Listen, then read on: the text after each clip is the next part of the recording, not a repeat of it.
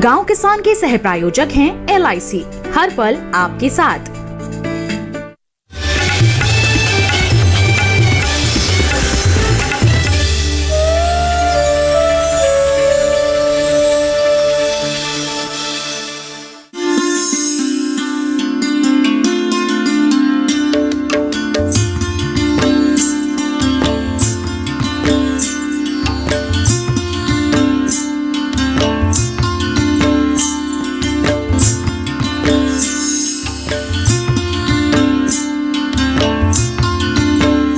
नमस्कार, आप देख रहे हैं दूरदर्शन किसान कार्यक्रम गांव किसान में आप सभी का स्वागत है।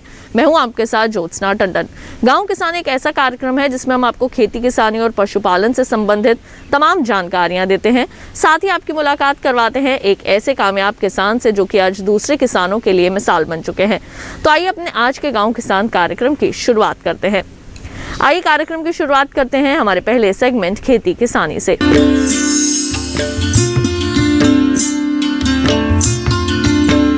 जैसे कि हम सभी जानते हैं कि चना हमारे देश की मुख्य फसलों में से एक है। हमारे कई किसान भाई बहन ऐसे हैं जो कि चने की फसल लेकर अच्छा मुनाफा हासिल कर रहे हैं। इस वक्त चने की फसल खेतों में लगी है, तो किस तरह से आपने करनी है खेतों में लगी चने फसल की देखभाल, जानते हैं इस खास रिपोर्ट में। चना भारत की प्रमुख रबी दलहनी फसलों में से एक है। सबसे ज्यादा चना मध्य प्रदेश में होता है। इसके अलावा उत्तर प्रदेश, कर्नाटक, महाराष्ट्र, राजस्थान और बिहार में भी चना का उत्पादन किया जाता है। चने की खेती के लिए जल निकास वाली उपजाऊ भूमि अच्छी मानी जाती है। इसकी खेती हल्की व भारी दोनों प्रकार की भूमि में की जा सकती है। और किन बातों का रखना होता है ध्यान, आइए जानते हैं। ऐसे करें खेत तैयार। चने की खेती के लिए पहली जुताई मिट्टी पलटने वाले हल से करें। इसके पश्चात एक क्रॉस जुताई हैरों से करके पाटा लगाकर भूमि समतल कर लेनी चाहिए। फसल को दीमक व कटवर्म से बचाने के लिए जरूरी दवा की मात्रा मिट्टी में मिलाएं। बेहतर उत्पादन लेने के लिए स्थान विशेष के हिसाब से उन्नत किस्मों का चयन करना चाहिए। जैसे चने की प्रमुख किस्में हैं Madhya Pradesh JG 74, JG 315, JG 322, Pusa 391, विश्वास फुलेजी 5, विजय विशाल JG 16, JG 130, JGG 1, जवाहर ग्राम काबुली 1 प्रमुख हैं। राजस्थान की DCP 92-3, पूसा 372, पूसा 329, पूसा 362, उदय सम्राट प्रमुख हैं। हरियाणा की DCP 92-3, हरियाणा चना 1, हरियाणा काबुली चना 1, पूसा 372, पूसा 362 प्रमुख हैं। उत्तर प्रदेश की DCP 92-3, KWR 108, पूसा 356, पूसा 372 बरदान प्रमुख है। बिहार की पूसा 372, पूसा 256, पूसा काबुली 1003, उदय KWR 108, गुजरात ग्राम 4 और प्रमुख हैं। छत्तीसगढ़ की JG 315, JG 16, विजय वैभव जवाहर ग्राम काबुली 1, BG 372, पूसा 391, BG 072 प्रमुख हैं। गुजरात की पूसा 372, पूसा 391, विश्वास JG 16, विकास, विजय, विशाल, धारवाड़ प्रगति, गुजरात ग्राम 1 प्रमुख हैं। बुबाई का सही समय। उत्तर भारत के असिंचित क्षेत्रों में चने की बुबाई अक्टूबर के दूसरे पखवाड़े व सिंचित क्षेत्रों में नवंबर के पहले पखवाड़े में करनी चाहिए। वहीं देश के मध्य भाग में अक्टूबर का पहला व दक्षिणी राज्यों में सितंबर के अंतिम सप्ताह से अक्टूबर के पहले सप्ताह तक चना की बुबाई का काम कर लेना चाहिए। फसल को रोगों और कीटों से बचाने के लिए बुबाई से पहले बीजोपचार अवश्य करें। बीजोपचार में उपयोग होने वाली दवाओं का इस्तेमाल करने से पहले कृषि विशेषज्ञ से परामर्श जरूर लें। बुवाई की विधि।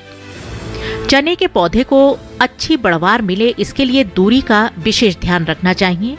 बीजों की बुवाई करते समय पंक्ति से पंक्ति की दूरी 30 से 45 सेंटीमीटर रखनी चाहिए और पौधे से पौधे की दूरी 8 से 10 सेंटीमीटर रखनी चाहिए। फरवरी माह में किए जाने वाले कार्य। फरवरी माह में चना फसल में फूल आने के पहले ही सिंचाई कर लेनी चाहिए। किसान इस बात का ध्यान रखें कि फूल आते समय सिंचाई करनी नहीं चाहिए। सर्दियों में यदि बारिश नहीं होती है तो बुबाई के 75 दिन बाद सिंचाई करना लाभकारी होता है। फसल में 2% यूरिया के घोल के 2 पर्णीय छिड़काव 10 दिन के अंतराल पर करें। जब फली में दाना बनने लगा हो, ऐसा करने से उपजाऊ में 15 से 20% इजाफा होता है। खेत में चिड़ियों की मौजूदगी से फली छेदक के प्रकोप की जानकारी देती है। फली छेदक की रोकथाम के लिए मोनोक्रोटोफास 36 EC 750 मिलीलीटर मात्रा को प्रति लीटर पानी में मिलाकर छिड़काव करना चाहिए। इसके अलावा चना में उकठा रोग होने का भी अंदेशा रहता है। ये रोग पौधे की जड़ से शुरू होकर तने से ऊपरी भागों में फैलता है। फूल आने और फली बनने की अवस्था में इस रोग के होने की ज्यादा संभावना होती है। रोग के संक्रमण से पौधा मुरझा जाता है और धीरे धीरे सूखने लगता है। इस रोग के निवारण के लिए रोगग्रस्त पौधे को निकालकर नष्ट कर देना चाहिए और कृषि विशेषज्ञ से सलाह लेनी चाहिए।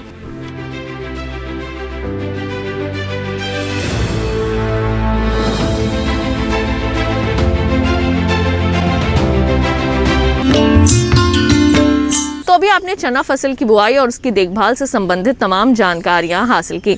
इसके साथ ही कार्यक्रम गांव किसान में वक्त हुआ है एक छोटे से ब्रेक का। जल्द लौटेंगे वापस अपने अगले सेगमेंट के साथ। आप कहीं मत जाइए, देखते रहिए दूरदर्शन के साथ।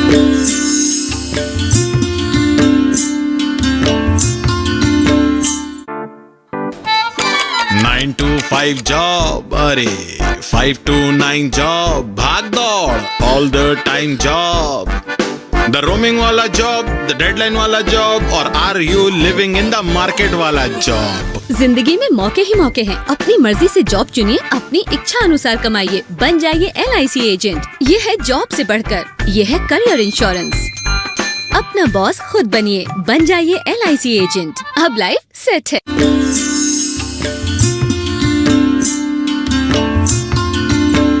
ब्रेक के बाद एक बार फिर आप सभी का स्वागत है कार्यक्रम गांव किसान में। आइए कार्यक्रम में बढ़ते हैं आगे और अब देखते हैं सेगमेंट हमारा पशुधन।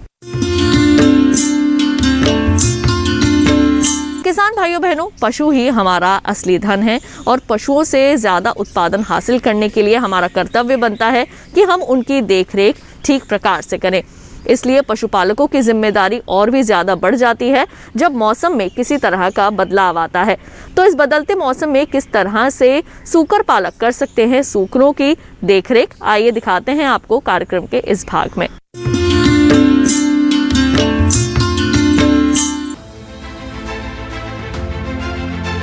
शूकर पालन कम समय में अधिक मुनाफा देने वाला व्यवसाय है। हमारे देश में इसे खेती के साथ साथ करके अतिरिक्त मुनाफा कमा सकते हैं। मांस उत्पाद के हिसाब से वैश्विक स्तर पर शूकरों की अनेक अच्छी नस्लें पाई जाती हैं। इनमें से कुछ ऐसी नस्लें हैं जो भारत के जलवायु के अनुकूल हैं, जिनका पालन के लिए पशुपालक इस व्यवसाय से जुड़ सकता है।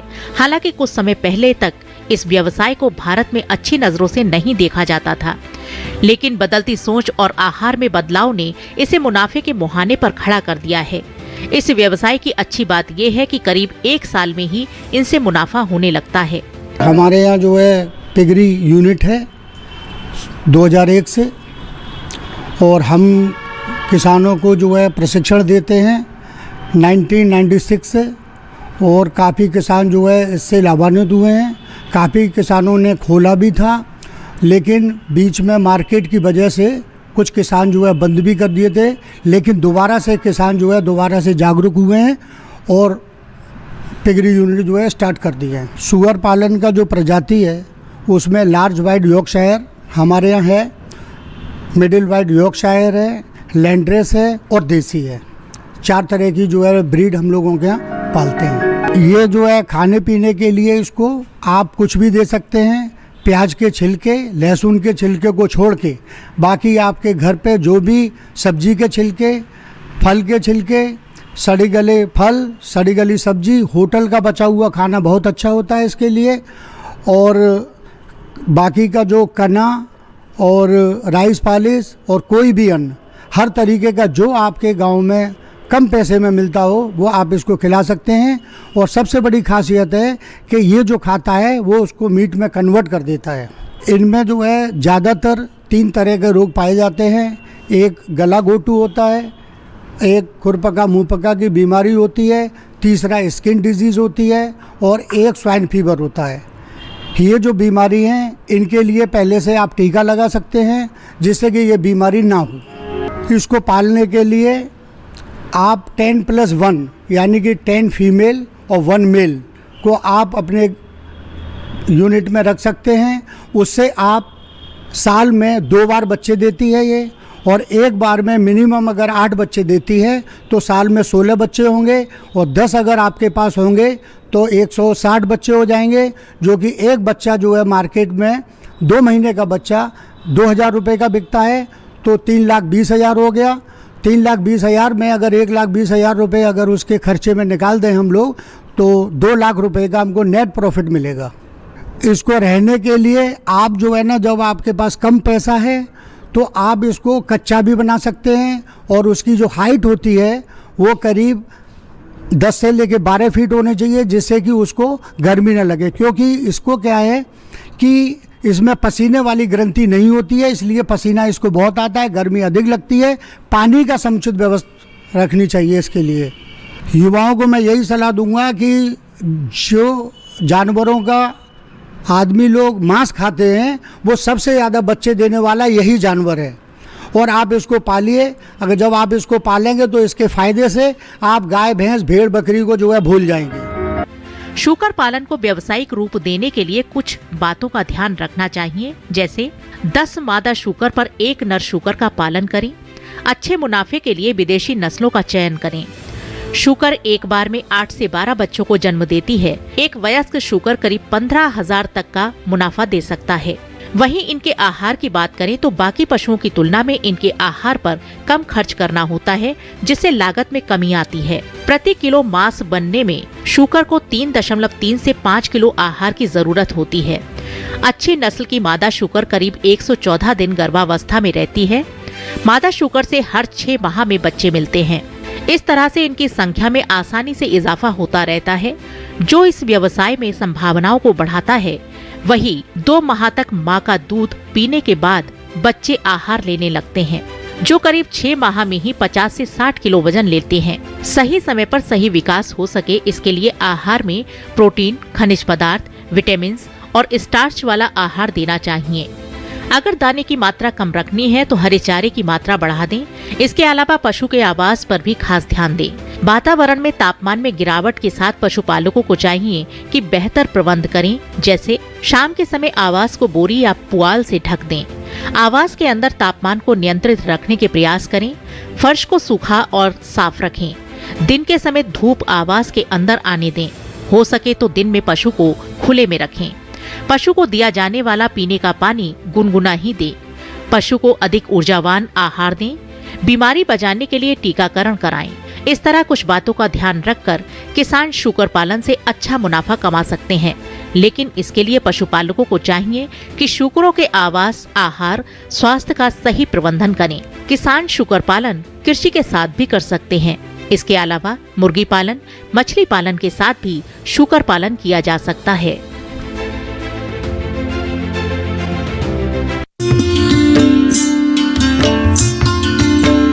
आइए कार्यक्रम गांव किसान में बढ़ते हैं आगे और एक नजर डाल लेते हैं इस माह के पशुपालक कैलेंडर पर। जनवरी महीने में पशुओं को ठंड, ओस और कोहरे से बचाएं। इसके लिए पशुओं को बोरी की झुंड बनाकर ओढ़ाएं। सर्दी से बचाने के लिए रात के समय पशुओं को घर के अंदर बांध कर रखें। पशुओं को पीने के लिए ताजा या गुनगुना पानी दें। दुधारू पशुओं को तेल व गुड़ देने से भी शरीर का तापमान सामान्य बनाए रखने में सहायता मिलती है। खुरपका और मुंहपका का टीका 4 माह से ऊपर के पशुओं को लगवा दें। पेट में अंतः परजीवियों की नियमित दवा दें। पशुओं को बाह्य परजीवियों से बचाने के लिए पशुशाला के फर्श, दीवार आदि को साफ रखें और बाह्य परजीवी नाशक दवाओं का छिड़काव करें। साथ ही थनैला रोग से बचाव करें। पशुओं को रात्रि में पुआल का बिछावन दें।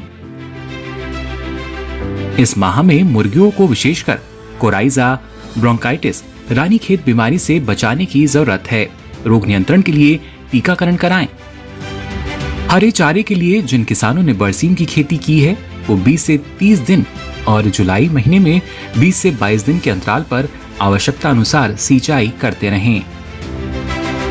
अफारा रोग से बचाव करें। ज्यादा बरसीन खाने से इस माह में अक्सर ये बीमारी होने की आशंका बनी रहती है। तो अभी आपने देखा इस माह का पशुपालक कैलेंडर। इसके साथ ही कार्यक्रम गांव किसान में वक्त हुआ है एक और छोटे से ब्रेक का। जल्द लौटेंगे वापस लेकर कामयाब किसान की कामयाबी की कहानी। कहीं मत जाइए, देखते रहिए दूरदर्शन किसान।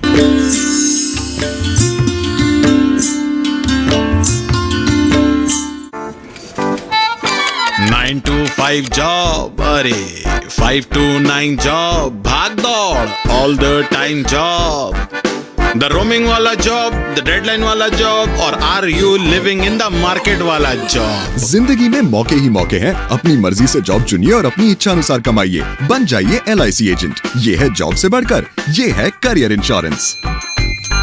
अपना बॉस खुद बनिए, बन जाइए LIC एजेंट। अब लाइफ सेट है।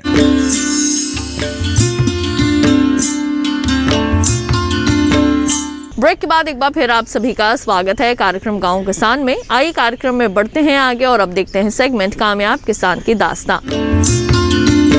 खेती अब एक ऐसा क्षेत्र है जहां से आप ज्यादा से ज्यादा आर्थिक मुनाफा हासिल कर सकते हैं। यहां तक कि हमारा युवा वर्ग भी अब खेती किसानी से जुड़कर आधुनिक तकनीकों की जानकारी हासिल कर अपने परिश्रम को कम कर रहा है, लागत में कमी ला रहा है, तो वहीं दूसरी ओर मुनाफे में इजाफा हो रहा है। आइए आज आपकी मुलाकात करवाते हैं एक ऐसे ही सफल किसान से जो कि आज दूसरे किसानों के लिए मिसाल बन चुके हैं। युवाओं का लक्ष्य होता है कि वो उच्च शिक्षा लेकर किसी बड़ी कंपनी में सेवाएं दें और वहां उन्हें उनकी शिक्षा और मेहनत के हिसाब से सैलरी पैकेज मिले। ज्यादातर युवा इसी सपने को लेकर बड़े होते हैं। ऐसा ही सपना देखा था उत्तर प्रदेश मेरठ के अजय त्यागी ने। MCA करने के बाद गुरुग्राम की मल्टीनेशनल कंपनी में अजय ने करीब 1.5 दशक तक नौकरी की। नौकरी के दौरान अजय मेहनत करते गए और आगे बढ़ते गए, लेकिन अजय को वो संतोष नहीं मिल रहा था जो वो चाहते थे।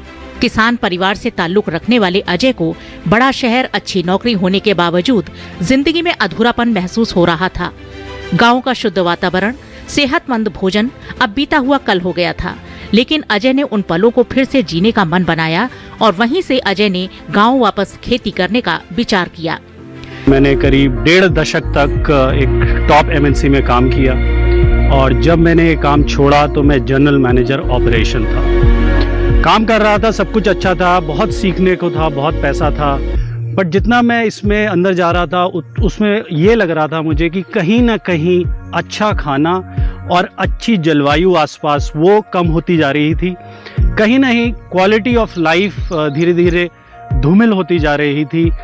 अच्छा खाने को, जहर मुक्त खाने को आसपास नहीं था। तो मैं जितना इसके बारे में सोच रहा था, मुझे ये आइडिया हो गया कि ये मेरे अकेले की प्रॉब्लम नहीं है और मेरा सबसे जो बड़ा मुद्दा था वो अपने घर वालों को समझाना था, अपनी फैमिली को ये कन्विंस करना था कि मैं इतनी अच्छी नौकरी छोड़ के आ रहा हूँ और अगर मैं ये बोल देता कि मैं डेयरी कर रहा हूँ तो और भी ज़्यादा मेरी मुसीबतें बढ़ सकती थी। तो मैंने ये डिसाइड किया कि अभी डेयरी को बैक बर्नर पे रखते हैं और ऑर्गेनिक फार्मिंग शुरू करते हैं। ये डिसीजन मेरे लिए इसलिए भी आसान था क्योंकि हमारी पैतृक ज़मीनें थी, हमारे पास एक्सपर्टीज़ थी क्योंकि पापा ने भी इनिशियल डेज पे खेती की थी और चाचा अब तक खेती कर रहे थे। तो मुझे ये था एक्सपर्टीज़ है, इंफ्रास्ट्रक्चर है, मुझे सिर्फ थोड़ा सा नवीनीकरण लाना है, थोड़ा सा रेवोल्यूशन लाना है जिस तरीके से चीज़ें चल रही हैं और अलाइनमेंट अपने घर वालों का करना है। अजय के इस निर्णय ने परिवार को चौंका दिया। 2015 में अजय ने नौकरी छोड़कर कृषि का रुख किया। अजय के इस निर्णय में 2 समस्याएं आ रही थीं। पहली तो परिवार वालों को कैसे मनाया जाए और दूसरी कृषि में नया क्या किया जाए। काफी रिसर्च करने के बाद अजय ने प्राकृतिक खेती करने का निर्णय किया। अजय के इस फैसले में परिवार ने हामी भर दी और शुरू हुआ खेती का सिलसिला। अजय प्राकृतिक खेती अपनाकर आज अपने खेतों में मौसमी सब्जियां, अनाज, कई तरह के फल और मसाले उगाते हैं। इतना ही नहीं, उन्हें प्रोसेसिंग करके मार्केट में बेचते हैं। उनके इस काम में उनका भाई बासु बराबर की सहायता करता है।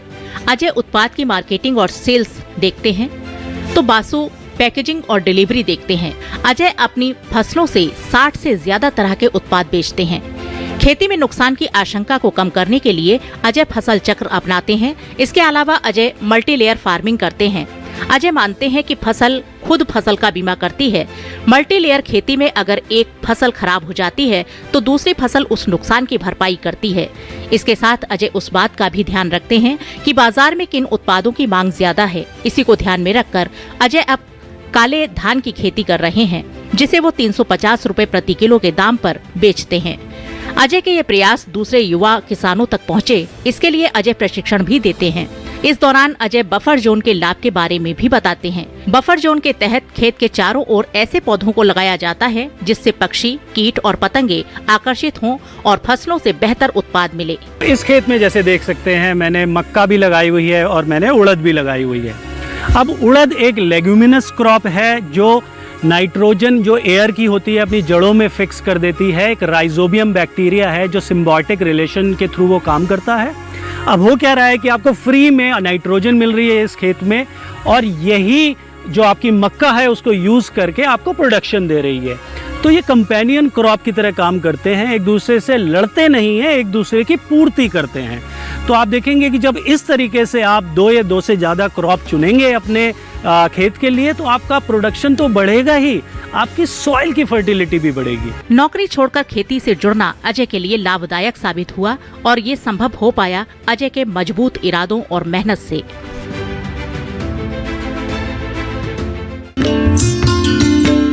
तो अभी आपने देखा सेगमेंट कामयाब किसान की दास्तां। इसके साथ ही हम उम्मीद करेंगे कि आज के कार्यक्रम में दी गई तमाम जानकारियां आप सभी के जरूर काम आएंगी। अगर आप हमारे इस कार्यक्रम को देखना चाहते हैं तो टीवी स्क्रीन पर दिखाए जा रहे QR कोड को स्कैन कीजिए या फिर दूरदर्शन किसान के YouTube चैनल पर भी जाकर आप गाँव किसान कार्यक्रम के पहले के प्रसारित तमाम एपिसोड्स देख सकते हैं। तो आज के लिए केवल इतना ही, मुझे दीजिए इजाजत। लेकिन वर्तमान महामारी के बीच रखिए अपना बहुत ज्यादा ख्याल। देखते रहिए दूरदर्शन किसान। नमस्कार।